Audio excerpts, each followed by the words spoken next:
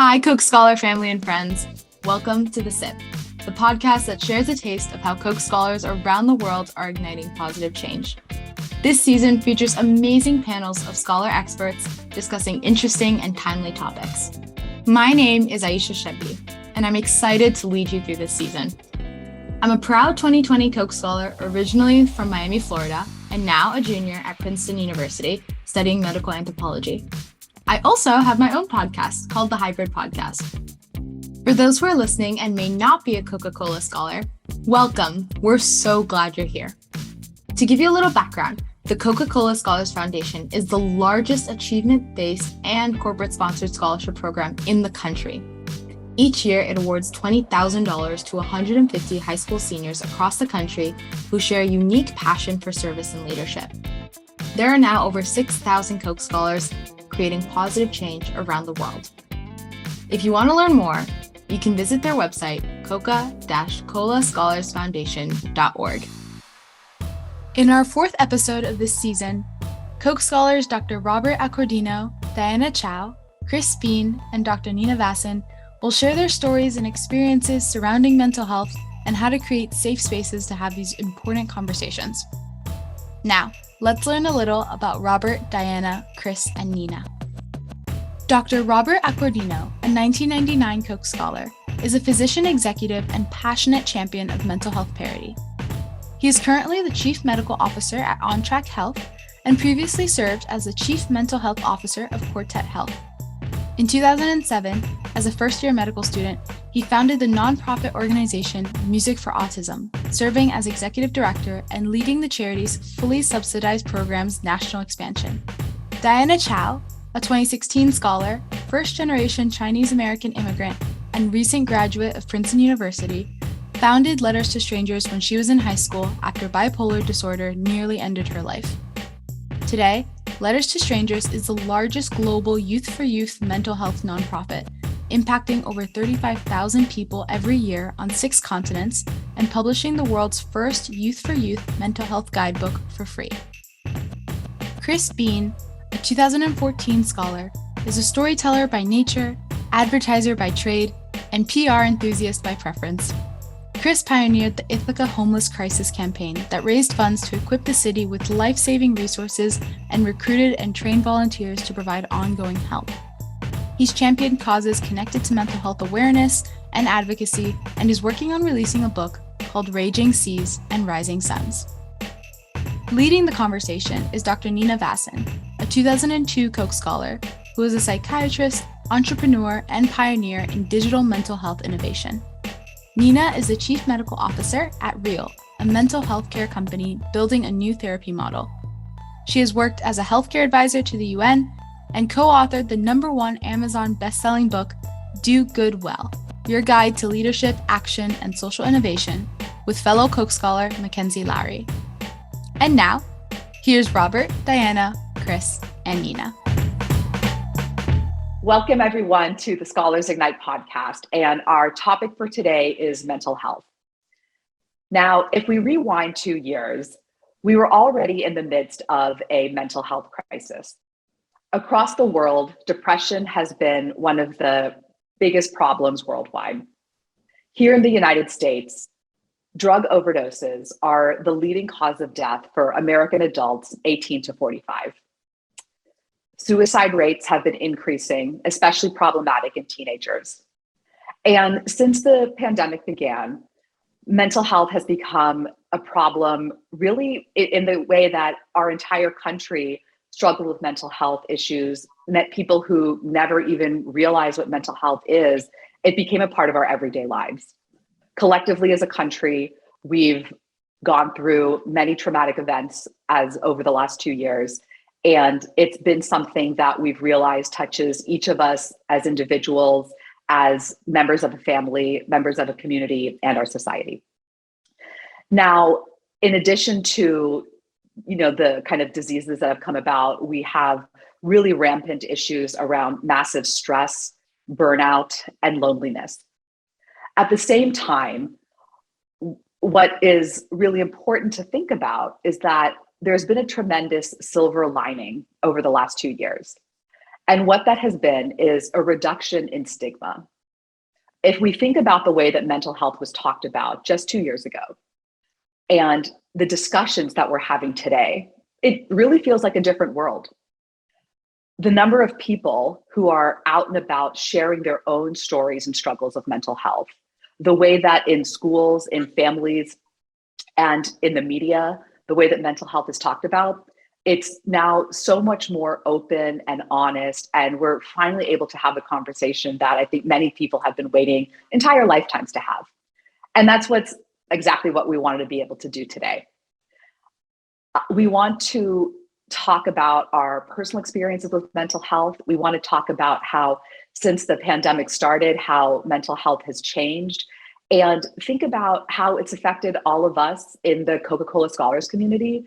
Issues that have been kind of unique to us as, very high achieving students and young professionals, things like imposter syndrome that are very common in communities like ours.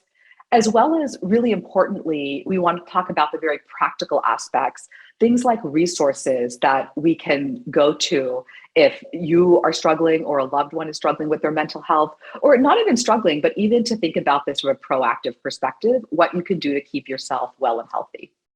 So that's the conversation that we want to have here today. And we have fantastic scholars here who are going to share their perspective, their personal and professional expertise, and really try to set the tone for the new open culture that we have around mental health. And I think that just like Coca-Cola Scholars is all about leadership, we want to, as leaders, set the tone for how we want to see mental health talked about in our society today, starting with our conversation here today. So I'm going to introduce myself. Hi, everyone. I'm Nina Vasan. I'm a 2002 Coca-Cola Scholar. I grew up in a small town, Biehn, West Virginia. I now split my time between Palo Alto, California, and New York City. And a little professional overview of me: I'm an adult psychiatrist by training. I have sort of two different hats. I am a professor at Stanford, where I run a lab called Brainstorm, which is Stanford's lab for mental health innovation, focused on technology and building technology products in mental health. And then I'm the chief medical officer of a mental health startup called Real. And I think I'll also add very, very, I would say even more relevant personal background about myself. In fact, on my LinkedIn, the first thing I share about myself is my own background with mental health, which is that I've struggled with social anxiety and anxiety pretty much since I was a teenager, as well as had depression while I was in medical school. And we call that lived experience. That's sort of the technical term in the mental health community for someone who's had mental health issues themselves. And I really want to bring both that personal and professional experience to our conversation here today. Little fun fact about me: when I was a Coke Scholar, I remember we had a little yearbook, and I shared my love of Coke in that yearbook, and that continues. And so I was just going to share my love of Coke right now, which is that Dasani is still my kind of go-to Coke product of the day, but I have now recently discovered Sprite Zero Sugar. And it was my dear friend, Coca-Cola Scholar Mackenzie Lowry, who introduced it to me. And so this is really, I think, a testament to the Coke community of how we are not only all together, but still sharing in the wonder that Coke brings into our lives. So that is me. I am going to turn it over to my dear friend and wonderful colleague, and someone who's inspired me personally and professionally for many years, Robert. Thank you, Nina. It's a pleasure to be with you all, Nina, Chris, and Diana, fellow Princeton alum, and all fellow Coca-Cola Scholars alumni. But Nina, it's a privilege. I have been in the chair being moderated by a panel by Nina before, so it's a pleasure to be back in the virtual arena with you. So I, like Nina, I'm a psychiatrist. I'm a child and adolescent psychiatrist, so pediatric and adult psychiatrist. Have the privilege of continuing to care for patients and teach medical students at Harvard Med School and supervise residents at Mass General, where I'm on faculty, and my full-time job is working as a chief medical officer of a healthcare technology company called Ontrak Health that works with patients with a high degree of co-occurring physical, mental, and social care needs. And we support them and help them provide them with mental health treatment in the context of their fragility and having multiple medical needs. So I'm just so excited to talk to you all today about this very, very important topic near and dear to my heart, have really focused my energies now in the private sector, but previously in the public sector, doing work around paths to equitable access to mental health services that we need. And as Nina already said, we didn't need this pandemic. We had a mental health crisis prior to this pandemic. And now there's even more need in the context of the last 2 very challenging years for everyone.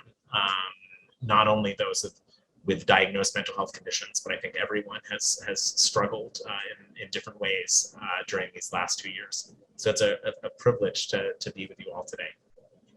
Let's turn it over to your fellow Princetonian, Diana. Hello. Thank you for having me. And it's my honor and pleasure to be joining such a wonderful group of people today. And I'm looking forward to learning from you all. So hi, I am Diana Chao. I am a 2016 scholar from California, and I graduated last year, 2021, from Princeton. So Zoom University folks, I got you. I hear you. I've been there.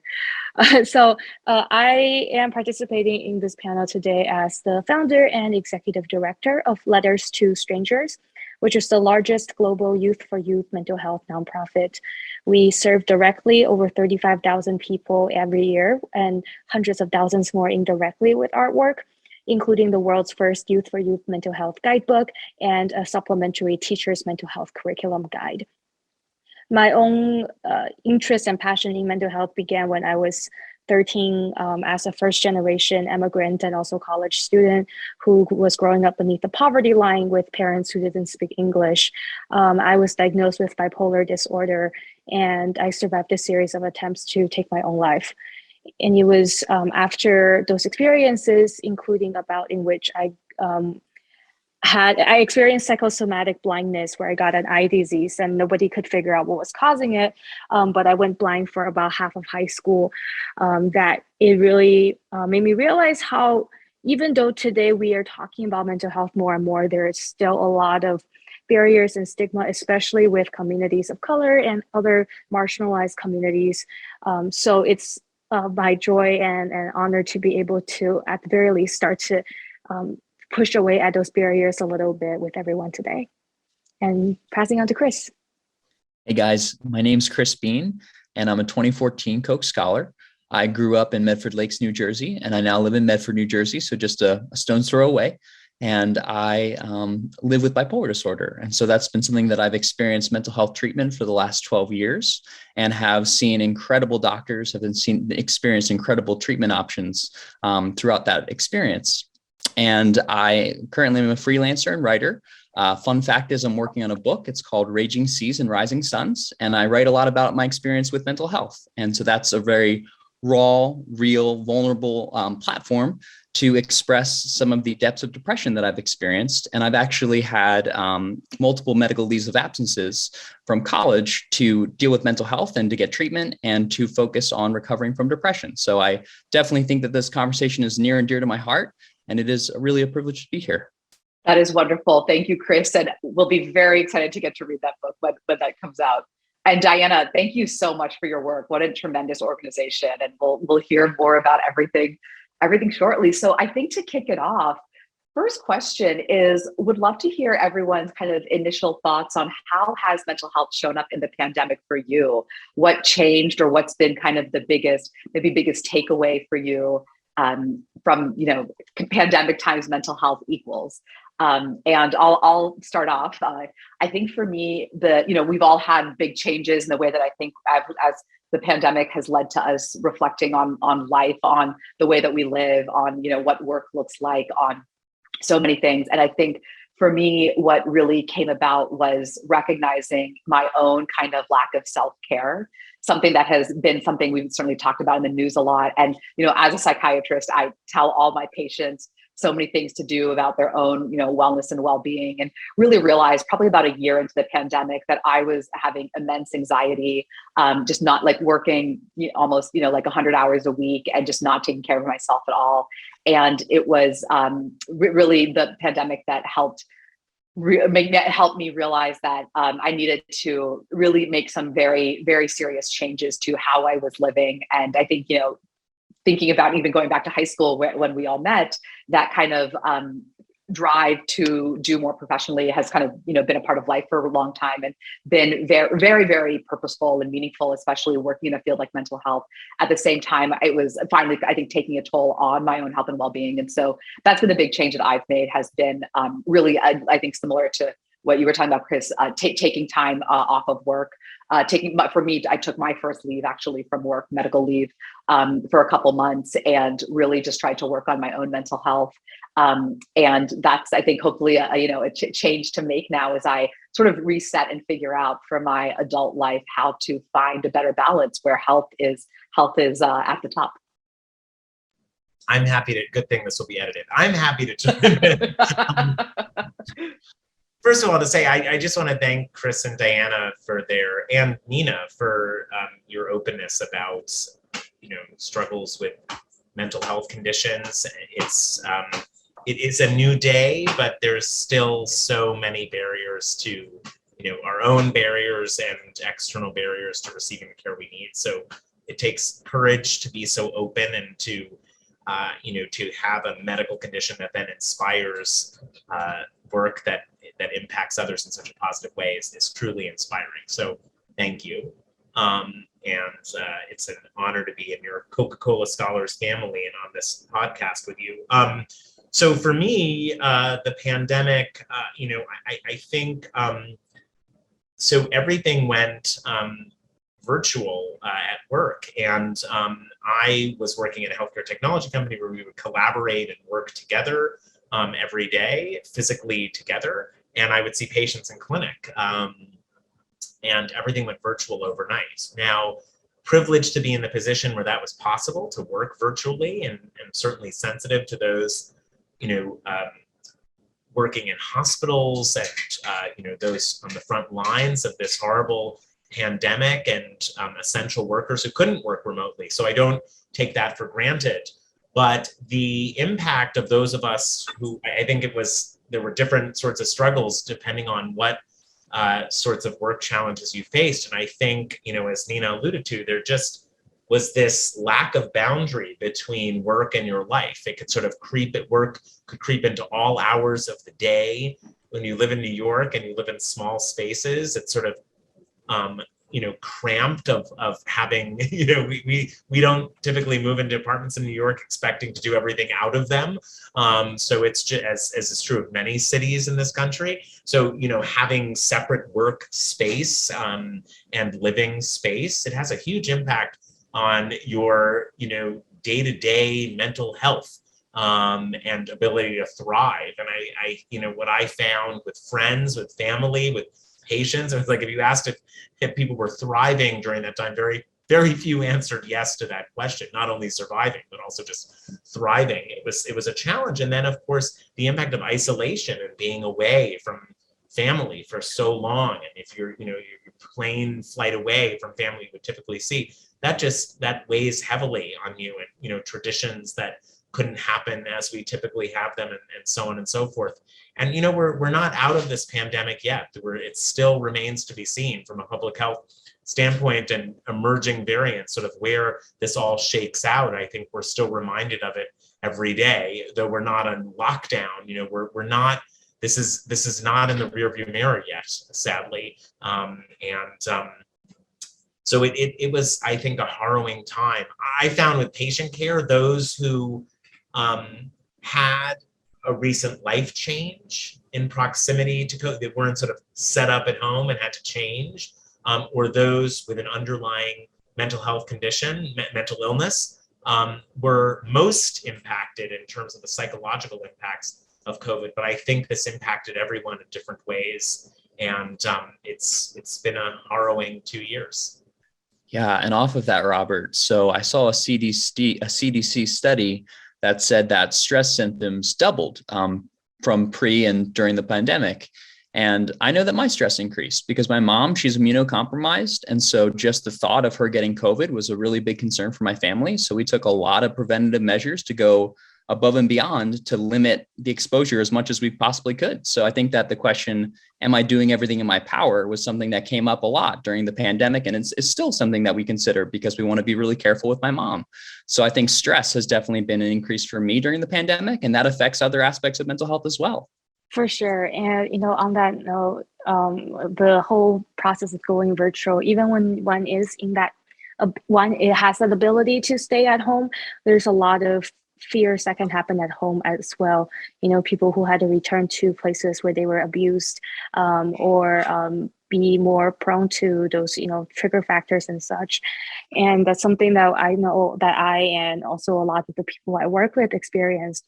And you also have, especially from a youth and young adult perspective, as people are sort of turning more towards online activities to try to find that connection somewhere with someone else, you will get an increase in, for example, body image issues, because people are just on social media all the time and posting all these things, and you're not sure what's real and what's not real anymore, because you don't have a real life, way to judge things, because you're not going outside, you're not seeing people in real life.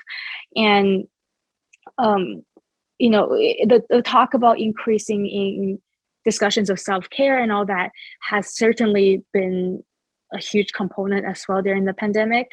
But of course, one thing that we see when these topics get accelerated through the social media stratosphere is that usually they're not followed up with education and perhaps more nuanced care and such. And so what ends up happening is a lot of these hashtags and perhaps more surface level strategies for self-care become condensed into this idea of take a bubble bath and everything will be okay. And there's so much more to that, right? And I'm sure you've had situations, especially back maybe when you were in school, where as super high achieving students, you might end up feeling like you're competing with one another about, let's say, oh, I could only sleep this much because I was working so hard. And then other person's like, oh, well, I could only sleep this much. But like we saw that getting accelerated to the mental health sphere as well. It was already happening before the pandemic, but then comparing each other's pain became an issue where we have younger folks who are hearing about these terms, not really knowing what they're meaning, but knowing that they're important, and perhaps feeling like they have to take extreme measures to be taken seriously in the context of those terms. And so this is something that my organization, I myself have seen just countlessly, but especially during the pandemic. Diana, you talked so much about social media, and I actually want to bring up a question from a 2013 scholar, Taylor, who asks, cyber harassment can aggravate existing mental health concerns. How can companies step in to mitigate risk around illegal online behaviors?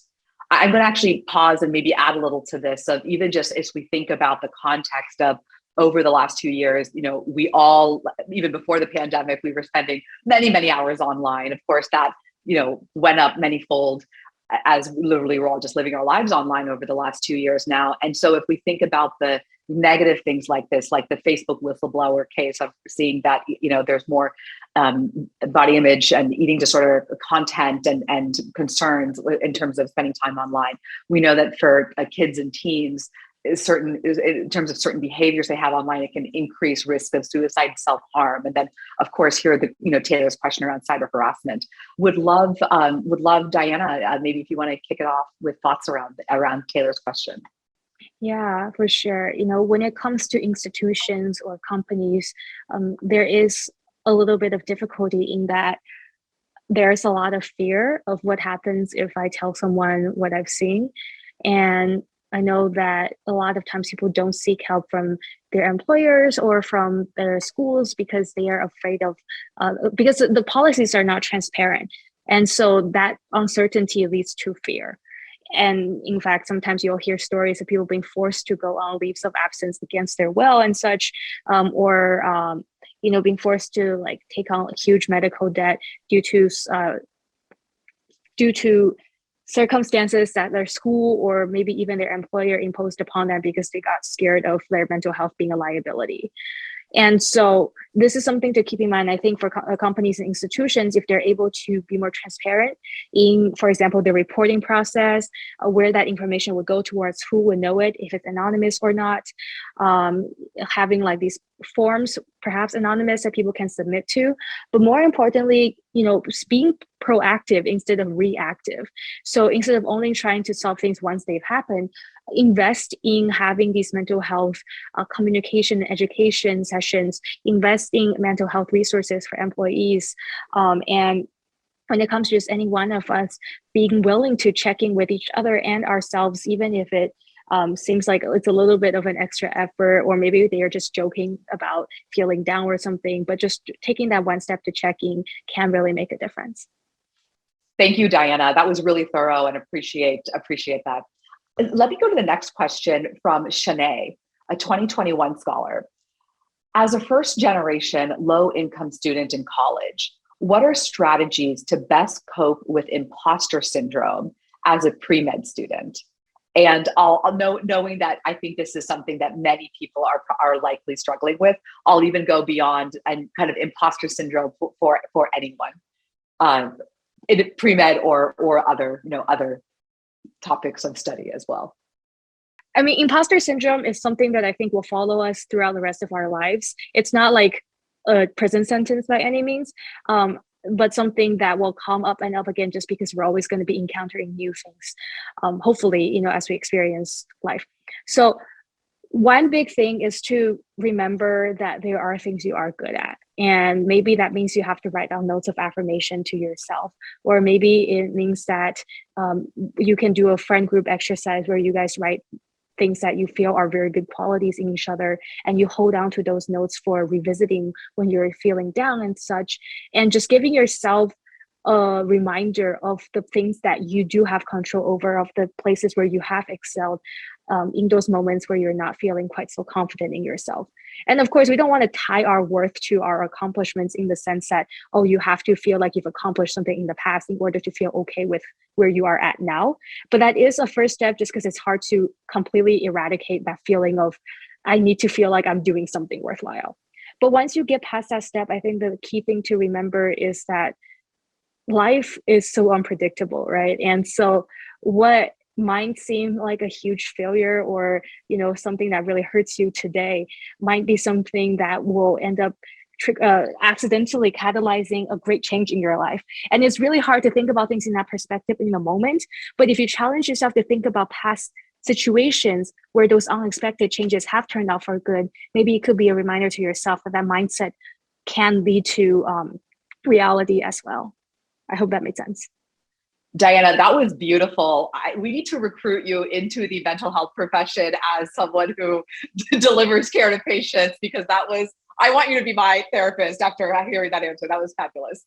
I'll share a couple things. One is that, imposter syndrome is something that I remember actually not necessarily feeling so much while we were in high school, around Coca-Cola Scholars time, but actually probably starting a little bit afterwards, maybe in college, and actually continued very much for maybe the next 10 years or so. And only recently, finally, I think I'm at a place, I'm 38 now, I finished medical school, business school, faculty, and probably only because when I became faculty, sort of had the sense of oh, maybe I kind of know what I'm doing now. I think medicine, actually, I know, Shanae, you mentioned being a pre-med student. I do think medicine as a field certainly doesn't do anything to make imposter syndrome better. Let's put it that way. That can be really, really, really difficult and frustrating. The first thing actually I want to say about this is that when I was at Stanford for residency, I spent some time in Stanford Student Health Center. And so as a result of that, for about a year, almost all my patients were different Stanford students, undergrads, grad students. And one of the things that was really surprising to me was how many of those students came in talking about imposter syndrome. And it was something that when I thought about my own experience in college, while my friends and I were very open about a lot of things and talked about so much, I don't think I had appreciated how much imposter syndrome was an issue for us. And then being on the side of being a psychiatrist and hearing everyone talk about their issues, I was like, wow, so many people at this institution are really struggling, yet no one is talking to anyone else about it. And so I think much like mental health, if you're depressed, if you're anxious, one of the things that really categorizes mental health, I think, is just feeling so isolated in the experience. Imposter syndrome, I think, unfortunately, is quite a bit of the same, is that you think you're the only one who doesn't feel like you know what you're doing, but then everyone else totally knows what they're doing, and you're the exception. And I think that the reality is that if you start a conversation, what you realize is that many, many people around you are feeling the same way, if not even at times the majority of people around you. Now, does that make it better or worse? Maybe it does, maybe it doesn't. I think for a lot of people, realizing I'm not the only one does actually make it a little bit better. At the same time, it's still something you have to deal with. So to answer your question, Shanae, about strategies, I do think something that, like Diana was saying, a lot of times we think that just having something that you realize you are good at and kind of focusing on some of those positive things, like, oh, I did a good job of this, can actually start to help change your mindset around I'm not good enough, or even kind of reframing things like, there certainly are things that you have yet to learn, but really thinking about what is it that you do know now, and looking at like where you are today compared to 2 years ago, right? Where you're only focusing on you're comparing yourself to yourself and your past, and not comparing yourself to anyone else, or even necessarily where you're going to be in 5 years. So I guess number one, talk about it more openly, and kind of focusing on your strengths and accomplishments can certainly be helpful in that way. Okay, let's go on to our next question. Our next question is from Brooke, who's a 2020 scholar. 2020, the year that we will remember for the rest of our lives. What should you do if you see a close friend that is quietly struggling? How do you initiate these difficult conversations? And what action steps should you take? Is helping them seek professional help always the best step? For that one, if I was that close friend who is struggling, what I would love for my friend to do for me is to approach me one-on-one and just express that, hey, I really care about you.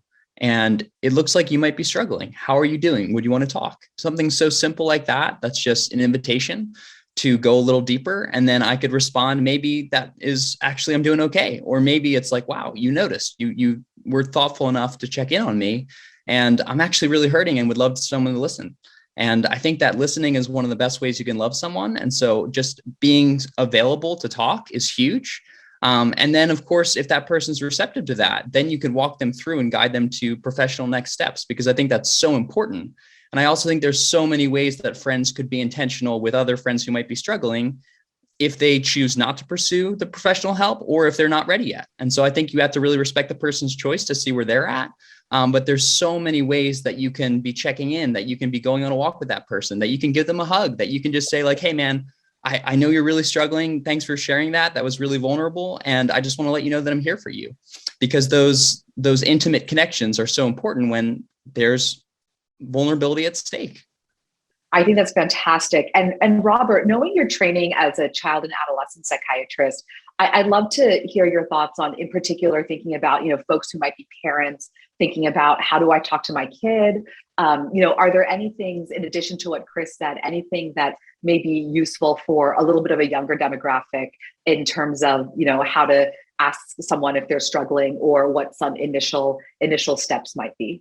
Yeah, I loved what Chris had to say. I mean, I think so much of it, it's the same sort of principle of showing that you care and making these difficult topics talk aboutable. We talk about that in child psychiatry all the time, and sort of expressing your feelings through words, or if developmentally not appropriate to speak about your feelings, through play, and just creating a safe space where people know that they will be heard and listened to, and then sort of if there needs to be professional support, triage to that right type of care. But first, creating a listening space where you're not just like picking up the phone and, calling for help. I think so much, as Chris just taught us, is about, just listening and making time for leaning into difficult conversations. Absolutely love that. I will add a little carrot to that. What was that? Let's edit that one out. Love that. To get to the final part of that around, is seeking professional help always the best step? I think what I would say there is, it's never a wrong step, never a bad step for sure. And thinking about a lot of questions that I know as a psychiatrist I always get asked is, how do I know when it's time to seek professional help versus is this something that I can deal with myself, for example? And I think that it's one of those things where, if you're worried about it, it's always a good thing to go to a professional. Maybe they say, actually, you're doing well, and here are some resources for you. Or maybe they realize that, it looks like you have a diagnosis and here's treatment that can get started. One of the statistics that I think is incredibly startling when it comes to mental health or healthcare period is that when we look at when someone first experiences a symptom of mental health to when they actually seek a professional medical treatment, that length of time, and I'll give a little comparison. If we think about something like, let's say you had a stomach ache or a headache and it's not going away, how long would you take to get help? Most people would say a few hours, maybe a few days, maximum of like a week or so. When it comes to something of like mental health, like it's depression or you're not sleeping or stress or anxiety, the average amount of time in the US is 11 years. So that's an incredibly, incredibly long time. So anything we can do to encourage people to seek help sooner, we absolutely have to do. So again, I'll just go back to, if you think that there might be something going on, it's not going to hurt to see a professional. Whether that's you or a loved one, for sure. And then the final thing I would just add to that is something that I've certainly seen that can help the conversation is really just normalizing it. And even saying, this is something I've struggled with, or this is something a loved one, my mom struggled with worsening anxiety. I've noticed that you haven't been showing up, you've been coming to our Zoom meetings late, and that's not like you. I noticed you were never like that a year ago. Is there anything going on? Or, kind of like both making it safe that this is something that you've seen and that know. And so it kind of makes it easier for that person to say like, oh yes, it is something. And maybe helping them see that kind of what you're seeing that's concerning to them. I just wanted to say that if you do have that conversation where you bring up that you or someone else in your life have had a similar diagnosis or something like that, just make it clear that your perspective is not coming from you are now seeing this person to be going through the exact same things as that other person, because everyone's journey is different. And it can feel quite suffocating sometimes or dismissive if it feels like, oh, this person just sees me as an archetype of this illness instead of like me on my own journey. And so that sort of is like my whole approach to this is I always tell people, you have to remember your job is not to be the knight in shining armor. Your role is not to solve those people's problems for them. Oftentimes people who are in pain feel especially terrible because it feels like you're losing control of yourself, your life, your autonomy. And so reminding them of their own ability, their own capabilities, and seeing them as the people they are is more important than telling them what you think they should do to fix themselves, because that can oftentimes come across as the opposite of what they need. And so that also means recognizing that seeking professional help does not equate to only seeking cognitive behavioral therapy, for example. Because I think a lot of times people nowadays equate seeking help to getting talk therapy in that sense. But maybe there's different types of therapy that is a better fit for that person. Maybe what they need is community healing and support. A lot of different ways to explore seeking professional treatment outside of what might be the first thing to come to mind. So certainly familiarizing ourselves with those different options can be really helpful as well. That is perfect. And I think that leads us to our final part of the discussion, which is resources. So, what are great resources that you have found and you might recommend to others in terms of what's been helpful from a mental health perspective? And Diana, I think you started on some great recommendations there.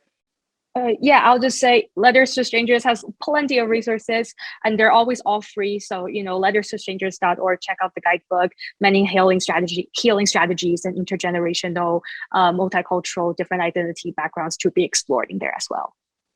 I found Brene Brown's work to be such a useful resource, and she has a podcast, Unlocking Us.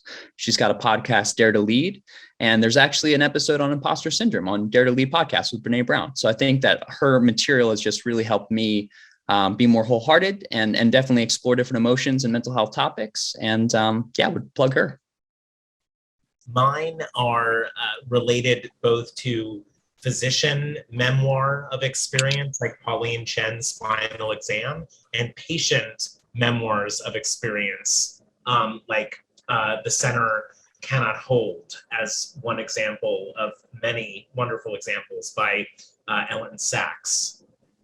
Very beautiful. And I'll share our finally, the company I work with is called Real. And actually what Diana was talking about, therapy is one resource. That's kind of one of the most common things that we think about. What we're doing is thinking about, for those who are not doing one-on-one therapy, what are all the other kind of resources that you can go to? And so we have a membership model. It's about $15 a month for sort of like Peloton for mental health, where you can think about specific issues that you're struggling with, like relationship issues or body image or understanding your anxiety or your feelings, and kind of have a very specific class and experience around how to improve your mental health. So we'll throw that out there to people. It's join-real.com. And finally, I think that knowing we have students and professionals in our community, I really do think that thinking through what is the role that your employer can play in helping with mental health is also really important. So definitely would encourage people to go to your employer and understand, what are the resources that are there. Everything from your understanding your health insurance benefits through what are other programs that are sponsored, and of course, thinking about community, thinking about just the daily things that are so important for improving health, like sleep, like exercise, mindfulness, gratitude, time in nature, community, all of those things that are such as part of our daily life, that the more we can infuse even a few minutes throughout the day, make a really big difference. So thank you everyone for our discussion on mental health. And, we'd love to certainly follow up if anyone has questions. Definitely, reach out to us through the Coke Scholar community and network. And now I think it's time for our Fast Five. So here's what we're going to do. We have 5 questions. And I'll start with the first question. What are 2 apps or websites you can't live without? I will start. I'm going to say, for me, it's Audible, because I love doing audiobooks, and Giphy, because I love sending gifts to people and they make me very happy. They bring great joy to my life. Schitt's Creek is my favorite type of one to send. Mine would be the New York Times website and the to-do list app. Mine are YouTube and Crunchyroll. Mine are Spotify and Day One Journal. Beautiful. Next question. If I looked at the music on your iPhone or iPod right now, what would most surprise me? Mine is that it's April, but Christmas music is still at the top of the list. I don't know if this would surprise you, Nina. I don't think any of it would surprise you, to be honest. But mine is just like very, very eclectic, but with a focus on the American music. Love my friends introduced me to math rock or something like that recently, and it's not necessarily my cup of tea, but it's there. The average person would be shocked at how much I love Coldplay. So that's that. Fabulous. Okay, next. Favorite book or piece of music or art that has helped or inspired you in your life? Mine would be Raphael's School of Athens, which was a gift from my dad. It was in my Coca-Cola Scholars application when I was in high school, and it's still true. Dr. Seuss's Oh, the Places You'll Go. Any really of the fantasy novels I read when I was a teenager. Ludovico in Naughty. He has the most beautiful instrumentals.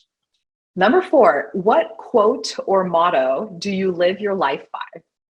I wouldn't say I live my life by it, but something that I have really gone back to many times over the last few years is a quote from Oprah herself, which is whenever she's struggling with something, she asks herself the question, what is this here to teach me?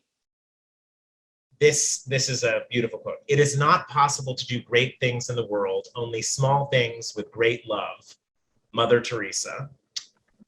And this quote by Stephen Sondheim's Sunday in the Park with George.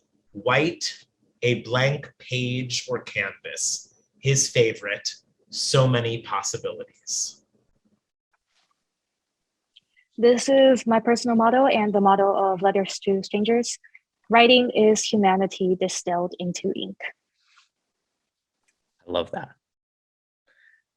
There's a quote that's really relevant to our conversation. It's be who you are and say what you feel, because those who mind don't matter and those who matter don't mind. And that's by Bernard Baruch.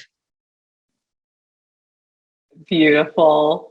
And our last question, what makes the Coke Scholars program or network unique? And I will say community. And I think by that, it's the only program where I've made more friends after the program than during. Yeah, I would second that. It's an extraordinary community of extraordinary diversity and service orientation and shared purpose, which is just very, very special. It's an honor to be a part of it. All of the above plus the importance of memories. Yes, and I would echo all of that and just emphasize the meaningful connection of the Coca-Cola Scholars Network. That's what it's all about. Community, memory, connection. Thank you, everyone. We hope you enjoyed the 4th episode of Season 3 of The Sip, featuring Dr. Robert Accordino, Chris Biehn, Diana Chao, and Dr. Nina Vasan. To read their full bios and learn more about the resources and sites that they discussed, check out our show notes or visit coca-colascholarsfoundation.org. And if you have an extra minute, we would love for you to rate the show, leave us a review, and subscribe so you'll be the first to receive new episodes. Check back next week when scholars Brandon Carde Hernandez, Pega Taylor, and Star Wallen will discuss reimagining schools. See you next time on The Sip.